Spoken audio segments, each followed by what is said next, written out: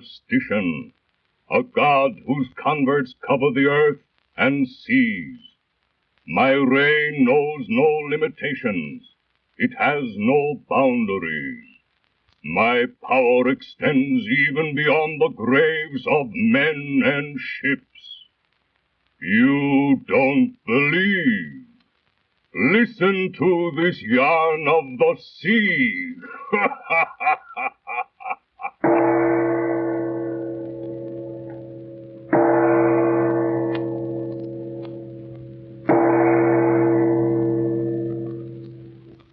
Of course, I know nothing of the ways of ships or the men that sail them, but it seems absurd that a boat as trim-looking as the Beta, riding so placidly there to her boys on the bay, will never sail again. But I'm telling you. Yeah, just so, but I simply don't get it. What's wrong with her? Nothing.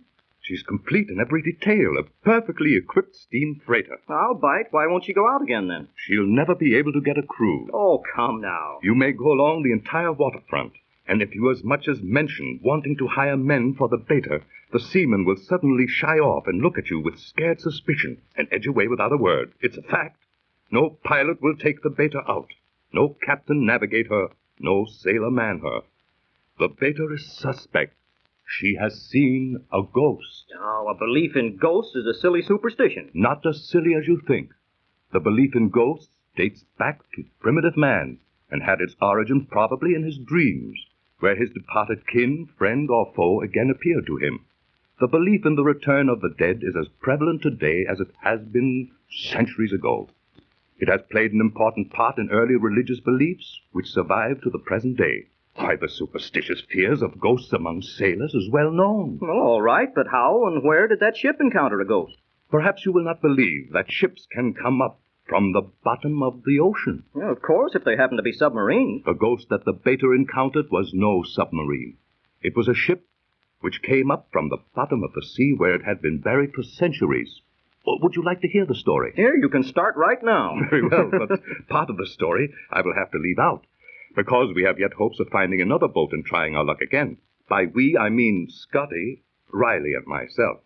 On our last trip on the Beta, we were already within a few miles of our goal. When the ghost showed up? Yes, that's it. You know, what were you after? Buried treasure on some far-flung island? Well, that's part of the story I can't divulge. I will say, however, that it was a promising venture on which we had embarked, and our destination a far-flung island, as you put it. While I had only gone along for scientific research, Scotty and Riley had greater interests. Well, where did you start from? San Francisco. Besides ourselves, there was a captain, a chief engineer, a scant crew of stokers, and a Chinese cook. We had stood well off from shore for day after day, shaping our course far from the track of navigation and bearing up against our island by a circuitous route. It was on the 13th day out. We had passed the equator long since, and had come to that region of the great seas where no ship ever goes. The skipper and I were on the bridge talking. Wheel the wheel, look out! Wheel the wheel, look out! 6 bells, and the sun is just set. A lot of room to turn around in without stepping on anybody's toes, Mr. Morton. Yeah, what space, what immensity. It seems we are beyond all land, all world of men, alone and forgotten. We're clean out of all charted navigation. It seems like everything leads to nowhere. Oh, but it does. We're not so very far now from our island, Mr. Morton. But do you know, sir, I'd just as lief raise that point of land as soon as convenient. Well, why, Captain? Expecting some weather? The sea is a queer proposition, Mr. Morton. Now look around you. All is calm. The boat's as steady and sound as you'd want it. But just the same, I wish we were in port right now. Why do you wish that, Captain? I don't know. I can't put it into words. It's just a feeling that I've got, that there's something that ain't just what it seems. Oh, but that's nonsense, Captain. Yeah, I guess so. But just the same, I've got a sort of a hunch, or whatever you might call it, that something or another is going to bump up pretty blame soon. There's your dinner call, Mr. Morton. Well, I'm ready for it. Aren't you coming too, Captain? No, not this evening. I'll eat on the bridge. Well, excuse me then, Captain. I'll go down and join my friend. Certainly.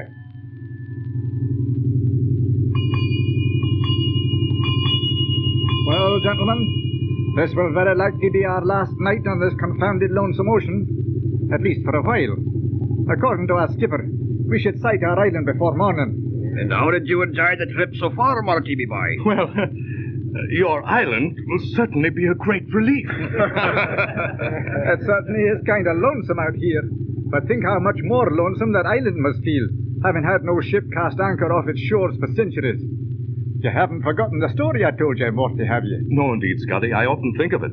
And of the fate which befell the ship that called there some 200 years ago. Those poor devils, all set to sail home after having gotten all they went after, only to be overtaken by such a horrible death. The record they left is too vague. Nevertheless, if any plague still exists on that island after these centuries, we at least come prepared. Well, let's finish our drinks on deck, gentlemen.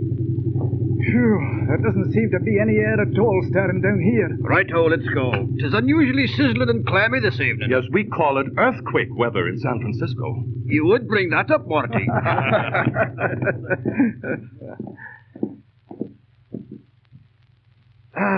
Put the drinks down here, cook. And fetch another bottle. Yeah. All right. You sit, I bring 'em. How quick the night comes along in these waters. The sun had only just set when I left the skipper, and now the moon is already out, making it almost as light as dusk. And the stars seem nearer here than I've ever seen them. Oh, look! Oh, what's that? See! There! Why, the circle of light burning about the top of the mast. I'll be jiggered. St. Elmo's fire. A corpuscent, as the sailors call it. Now that's funny. These electrical displays are common enough in the southern waters, but I've never seen them except during a storm. There, it's gone. Maybe it was a foreboding. That's the second crack from you. For a landsman, you have all the superstitious instincts of a sailor. Another remark like that, Marty, me boy, and we'll chuck you to the porpoises. I guess I'll say no more then. The water is too fiery to suit me. There's sulfur enough in there to make you think of hell. What was that? It seemed to me as if the boat trembled like. It felt for all the world as though we'd scraped over a shoal of rocks. That's either a whale sliding along our keel, or the earthquake that Morty predicted. Now don't you blame me. Get a cast to the land! We stopped! Grounded, I bet! Sail ho! A ship! Where? Come on the bridge! There, you see her? Not a half a mile away. Shades of Columbus! What kind of ship is this? It's an illusion. It's a derelict. Look, her masts are lighted. Tis the bloomin' corpusent again.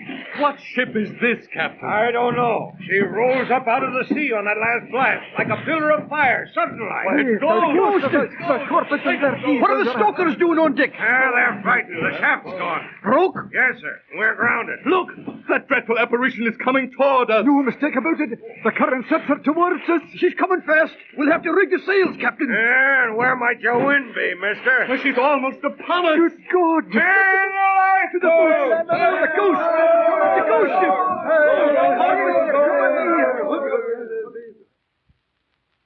Well, for heaven's sake, don't stop. You've got me all worked into a sweat of excitement. The fact that you are here and the beta's riding her boys proves that you weren't run down. What happened? I'm no coward, but this thing was too much for me. It was positively creepy. There in the silence of that empty ocean, in the queer half-light of the tropic night, was this soulless, blind, dead ship coming toward us, was upon us like an avenging spirit. I saw her plainly, saw her rotten planks, the crumbling rigging. She was covered with coral and rock and seaweed that clung to her like a shroud. She made no sound, no single thing stirred aboard her, but she moved steadily and swiftly directly toward us who were helpless to get out of the way. Stumbling and swearing in a hysteria of hurry, we made for the lifeboats. But before we could get ready to lower them, she was upon us.